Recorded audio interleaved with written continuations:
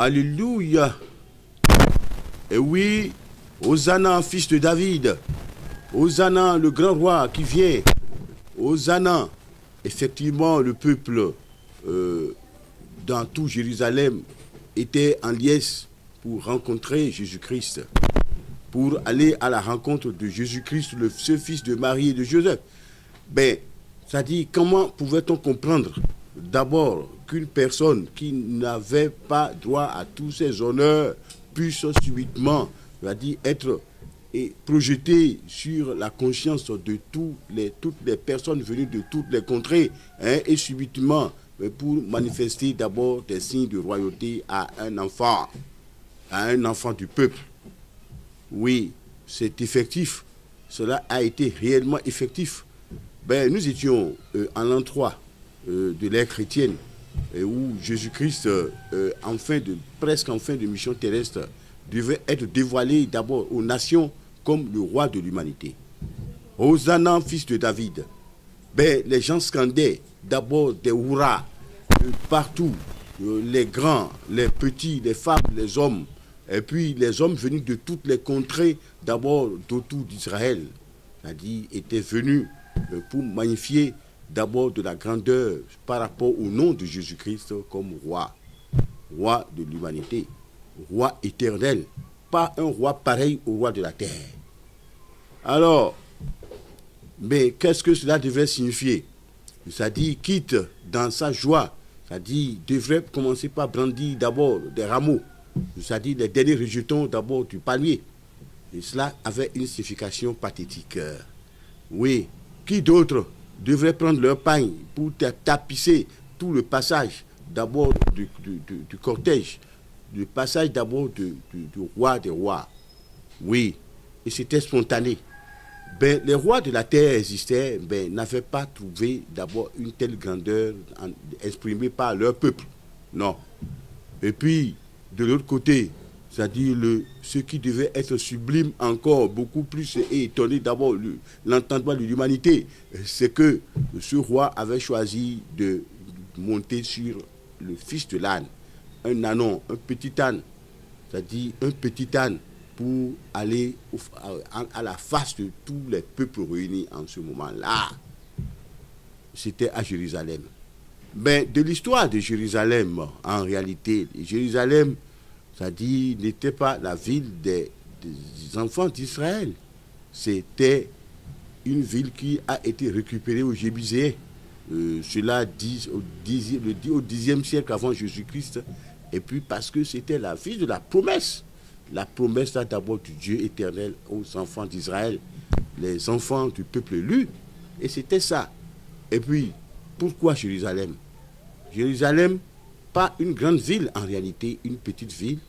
Et ben, non loin de ce Bethléem, où Bethléem, la ville, c'est-à-dire le village, le hameau le plus éloigné, le plus déconsidéré, c'est-à-dire de ce temps où Jésus-Christ, le Fils de Dieu, était né. Alléluia. Oui. Déjà 470 ans avant l'ère chrétienne, le prophète Zacharie avait été inspiré pour projeter à la face de l'humanité ce qui allait se passer d'abord des siècles plus tard. L'entrée triomphale du roi des rois à Jérusalem. C'est-à-dire que Zacharie, en son chapitre 2, des versets 10 jusqu'à 13, avait bien précisé, c'est-à-dire comment toute une foule envahirait encore Jérusalem, une Jérusalem déjà qui n'était rien au rang des grandes villes de son époque. Alléluia. Et que l'occasion allait coïncider avec le retour d'abord d'un Seigneur, le retour triomphal d'un Seigneur. Ce Seigneur ne devrait être que le Christ, l'enfant de Dieu. Alléluia. Et oui, chers amis, chers téléspectateurs, Hosanna, fils de Dieu. Oui, ça a toujours fusé sur toutes les lèvres, et puis les oreilles ont entendu, ça dit vive le roi de l'éternité. Et puis depuis, ça dit ça a continué. Ben, beaucoup de rois ont évolué dans ce monde. Beaucoup de rois ont étalé d'abord leur grandeur, leur primauté, leur magnificence, leur hégémonie sur l'humanité. Mais personne de ces rois-là n'a perduré d'abord dans la gloire. Qu'ils vous souviennent, 3 ans après la venue de l'ère chrétienne et jusqu'à aujourd'hui, les gens continuent de soutenir. Et ce n'est plus finalement Jérusalem seul. Dans toute l'Afrique, dans la Judée, ça continue. Sur les continents arabophones, ça continue. Sur les continents européens et américains, c'est-à-dire les rameaux, la coutume des rameaux a continué. C'est-à-dire pour ne pas vivifier le nom de Jésus-Christ comme roi éternel. Ça ne vous dit rien, vous? Oui. Il n'est pas un roi pareil au roi de la terre, mais un roi spécialement destiné pour étendre sa royauté de la terre jusqu'au profond des cieux, parce qu'il était déjà lui conçu comme le Fils de Dieu. Donc c'est le roi éternel. Et les enfants d'Israël, nous savions, ils étaient restés en Babylone, en esclavage, en déportation, parce qu'ils ont péché contre d'abord la bonté de Dieu. Mais qu'ils nous souviennent que lorsqu'ils devaient revenir de l'esclavage, de la déportation, ils devaient se réfugier quelque part. Ce quelque part-là, c'était Jérusalem. C'est-à-dire la ville récupérée auprès des Jébuséens il y a 10 siècles avant Jésus-Christ. Et cette ville est restée jusque-là. Mais Jérusalem est resté un symbole, le symbole d'abord de la ville de l'éternité. Parce que Jérusalem qu'on voit aujourd'hui, qu'on a vu hier, Jérusalem a continué. Il y a des villes qui ont disparu déjà de la carte de la terre. Mais Jérusalem est resté le théâtre d'abord de la manifestation de la puissance de Dieu. Vous avez vu que ça, le diable et l'éternel Dieu, c'est-à-dire sont en parfaite tendance à Jérusalem jusqu'à ce jour. Jérusalem est le théâtre d'abord de la manifestation de la grandeur de Dieu. Oui, les enfants de Jérusalem d'aujourd'hui ne savent encore rien d'abord du pathétique sort de leur ville. Nous, c'est-à-dire à travers la foi en Jésus-Christ, nous savons que Jérusalem, c'est-à-dire c'est l'empreinte d'abord terrestre de Dieu vis-à-vis de l'humanité. Oui, les guerres sont à Jérusalem, mais Christ était déjà d'abord dans le secret de la grandeur de Jérusalem sans que le monde ne sache. Christ a été vivifié roi à Jérusalem. Et c'était le départ d'abord du signe de la bénédiction sur Jérusalem. Christ a été porté en triomphe. C'est-à-dire, il a été porté en triomphe. Et ce n'est pas une seule fois, ce n'est pas un seul jour, ce n'est pas un seul mois, ce n'est pas une seule année, mais pour toujours. Jérusalem, la ville d'abord des siècles, de tous les siècles, la ville de plusieurs siècles, la ville qui continue. Il y aura naturellement un deuxième Jérusalem. Et ce Jérusalem ne sera pas sur la terre, non plus. La terre des hommes, non, c'est fini. C'est-à-dire que c'est le signe du lieu du jugement de Dieu. Le jugement a commencé sur les nations.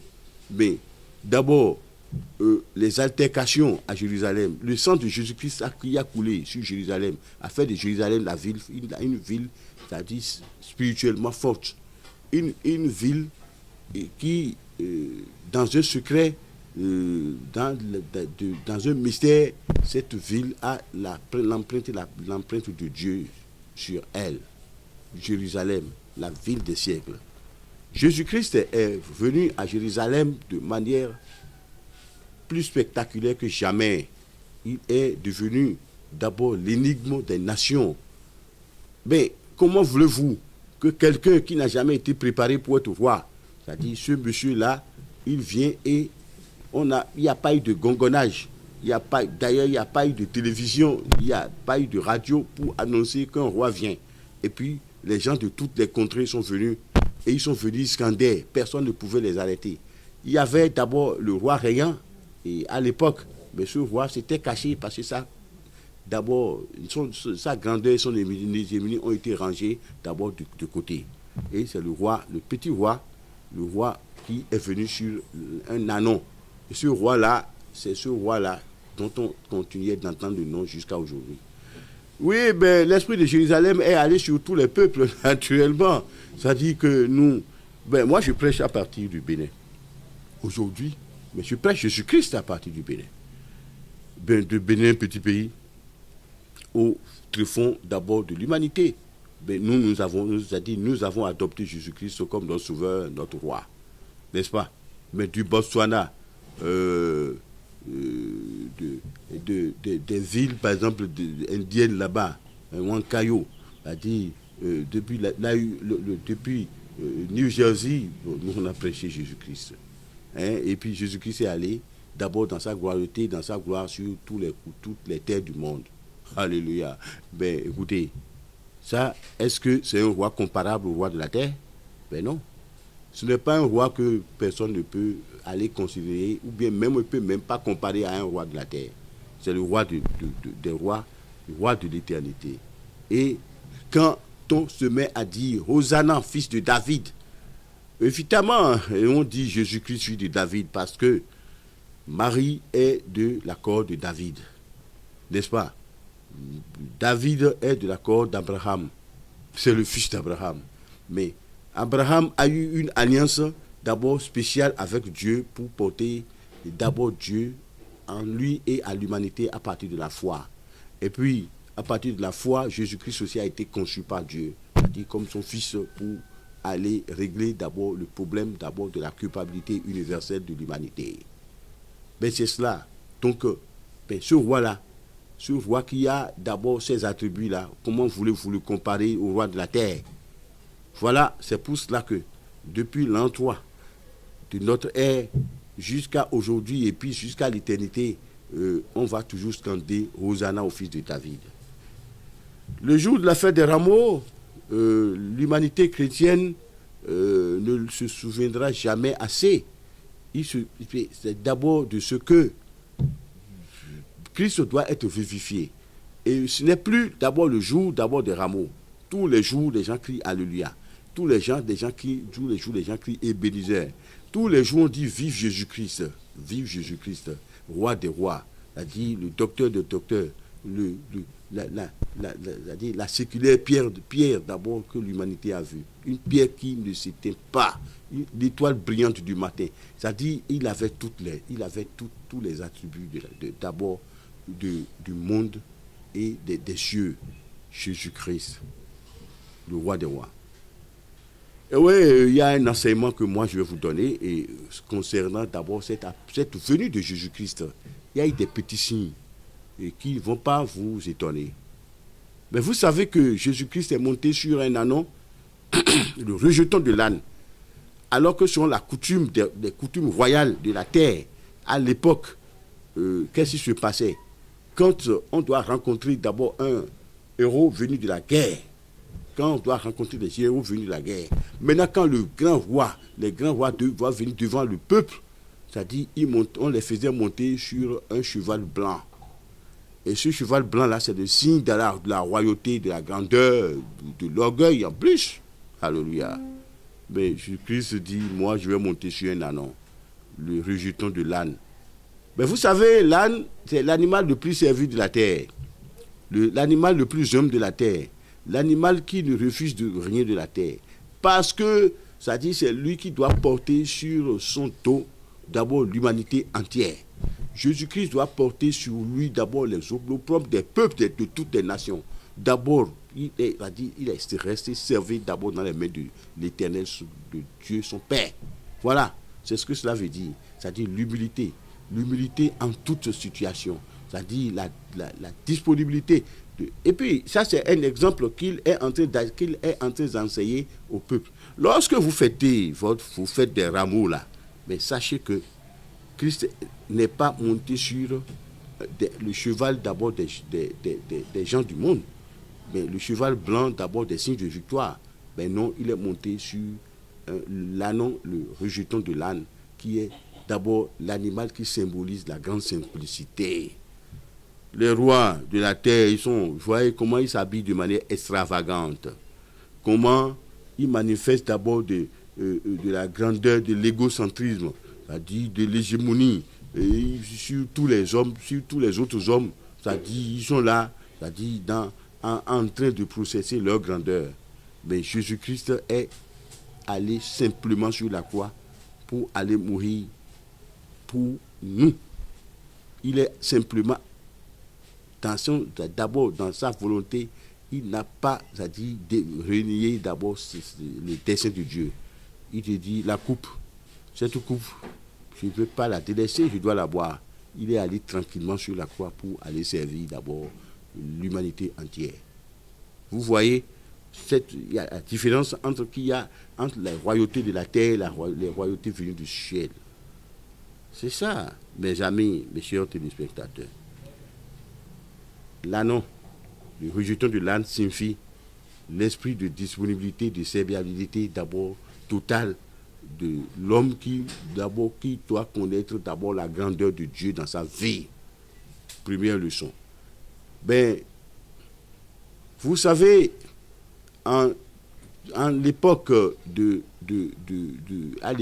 d'abord de ce peuple d'Israël, du peuple de Jérusalem plus précisément, ben, quand les rois et les principautés devaient venir devant le peuple, généralement quand les grands guerriers, les généraux devaient revenir de la guerre, le peuple allait à leur rencontre avec un cheval, a dit cheval blanc, j'avais dit. C'est vrai. Ben, il y avait une plante de valeur qu'on brandissait en signe d'honneur pour eux. Cette plante-là, cette feuille-là, c'était la feuille de laurier. Mais au jour de l'entrée triomphale de Jésus-Christ à Jérusalem, personne n'avait brandi le laurier. Mais les gens spontanément ont été instruits par l'Éternel Dieu pour aller chercher d'abord le dernier rejeton d'abord du palmier. Ben, le palmier, c'est un arbre significatif d'abord dans les enseignements que nous donnons. Les enseignements qui viennent de Dieu. Le palmier, c'est un arbre de la servilité. C'est un arbre d'une grande utilité. C'est-à-dire, tout sur le palmier, tout sur le palmier, d'abord, a de la valeur. Tout se vend, tout s'exploite, tout est utile. Jusqu'au rejeton. Ce rejeton-là, Christ a inspiré d'abord les yeux du peuple pour aller prendre ces rejetons-là, puisque lui, il est le rejeton, il est le véritable rejeton d'abord des entrailles d'Abraham. Ce rejeton-là, le dernier-né de ce table-là, pour aller scander d'abord sa grandeur. Cela veut dire que c'est l'humilité totale. Mais Christ est venu donner la leçon de l'humilité à l'humanité entière. Christ est le symbole même de l'humilité totale. D'abord, il est resté dans son humilité pour être disponible, pour d'abord répondre au plan de salut de l'humanité et que Dieu, son Père, lui a tracé. C'est-à-dire que les chrétiens ont une vertu à expérimenter sur tout leur parcours, l'esprit d'humilité. Et c'est ce que moi, je tiens à enseigner à partir de la question du rameau soulevé, des rameaux soulevés au jour d'abord de la fête des rameaux à Jérusalem. Un peu, cette coutume des rameaux est allée également dans le monde entier jusqu'à chez nous, également où nous soulevons des rameaux. Mais il faudrait comprendre le sens de ces rameaux. Tant que nous sommes en train de soulever d'abord ces rameaux-là, nous devons nous dire, il faudrait qu'on reste d'abord dans l'esprit de petitesse continue pour bénéficier des grâces et de la grandeur de Dieu. Chers amis, chers téléspectateurs, cet enseignement doit certainement tirer à sa fin. Ce que nous avons retenu, nous le savons. C'est-à-dire que d'abord l'entrée triomphale du Christ à Jérusalem précise que de l'humilité, la gloire sort. L'humilité précède la gloire. Il est resté humble. Il n'a pas été dit de sa bouche, moi je suis le roi. Moi je suis le chef. Mais pourquoi dans le monde d'aujourd'hui, chacun veut toujours se faire chef des autres? c'est-à-dire patron de tout le monde. Et pourquoi dans même les milieux politiques, c'est-à-dire chacun veut montrer qu'il est le chef, qu'il est... Non, l'homme politique, c'est-à-dire même si un chrétien va en politique, c'est pour aller servir d'abord les autres hommes. Mais dans les églises aujourd'hui, c'est-à-dire la notion de prêtrise est devenue une notion de beauté. On est prêtre juste pour montrer ses habits. Alors que le prêtre est d'abord le serviteur d'abord de tous les autres. Les autres hommes sont mis dans la main d'abord du sacrificateur pour qu'il prie pour eux, pour qu'il s'occupe de leurs âmes, pour qu'il les pèse de la parole. Mais les hommes de Dieu, où est-ce que vous êtes? Mais venez écouter. Mais non. Venez écouter ce message-là. Ça vous revient. La venue triomphale de Jésus-Christ d'abord est significative, pour vous dire que, c'est-à-dire pour être grand d'abord dans la maison de Dieu, vous devez rester d'abord dans un esprit d'abord d'humilité et de petitesse continue, c'est-à-dire dans le sens d'abord de la grandeur de la parole de Dieu, des choses venant de Dieu. Que Dieu vous bénisse. N'hésitez pas à liker la vidéo si elle vous plaît et si vous êtes nouveau sur la chaîne, n'oubliez pas de vous abonner et d'activer la notification pour ne rater aucune de nos prochaines vidéos. Oshofa Prise TV. Tout pour la gloire de l'Éternel, Dieu de Shofa.